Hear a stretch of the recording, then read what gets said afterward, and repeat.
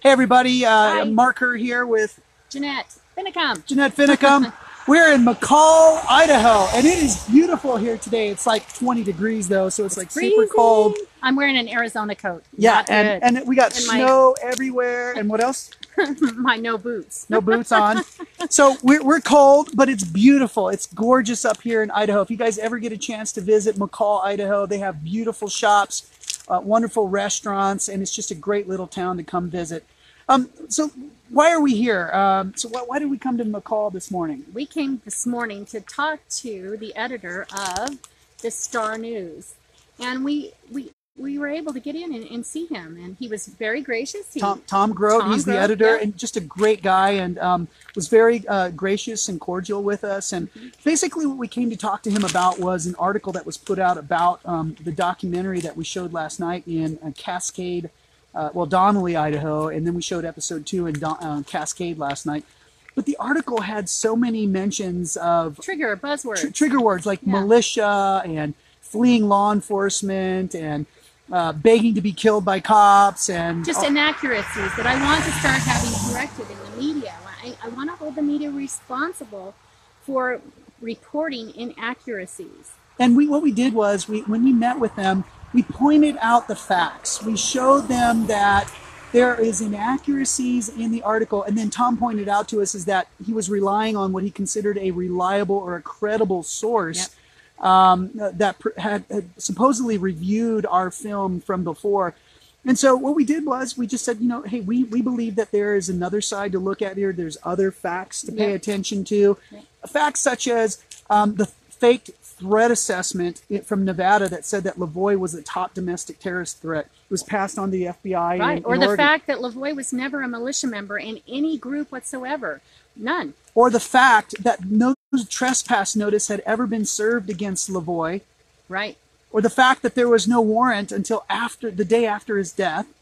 Or the fact that he was in compliance at the first stop. That's right, and he wasn't fleeing from law enforcement. I believe he was fleeing to responsible law enforcement. I mean, he had just been fired upon while in compliance. And the evidence shows that he saw the county sheriff intervene on their behalf in Bunkerville in 2012.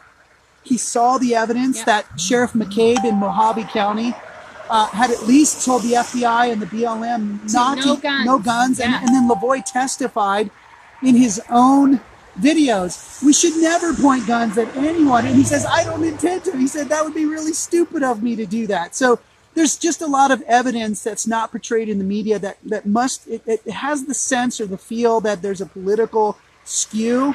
And if it's going to be balanced reporting in America, we really want to have both sides of the truth so that people can make an informed decision. That's right. And determine for themselves what the facts are in the entire case. It was really good to sit down with this editor and to have this conversation, and it was civil, and he was kind, he was gracious, he let us in, he listened to us, he took notes, and he's willing to place a letter to the editor in the paper in reference to this article. So if you guys get a chance, make sure you send a note to the Star here in McCall, Idaho, and just let them know, hey, thank you for taking the time to seek out the facts for both sides of the story, and even for saying, he's gonna put a draft letter to the editor for us. He wants the facts, and you can tell. It's not like he wants to side with Jeanette or side with the other whatever, but he really wants to get the facts and learn the truth. And so we just appreciated that opportunity to do that today, and we wanted to share that with all of you guys. Thank you so much, everybody. All right, guys, take care. We'll give you some updates once we hear more from Tom and the Star and McCall, and keep taking our message around the country. And Joe, we've been on the East, but we're coming back in April. That's right, Joe. Hey, make sure you get with Pam Leslie at Center for Self-Governance, or go to onecowboystandforfreedom.com and just get yourself on the schedule. Folks, it's booked out till June 1st. I know, crazy. It's getting crazy. So we're just having fun. We love America. We love everyone in it. Thank you, because this is really helping to help raise funds for the wrongful death and to be able to fight them throughout the discovery process. So thank you very much for everybody who continues to have us in their homes. We had such gracious hosts last night that they had us in their home to sleep, and they fed us a beautiful dinner. People across this country, we love you. I can't thank you enough for everything that you've done. That's right. From both sides of the political persuasion, we can see that at least we're starting conversations.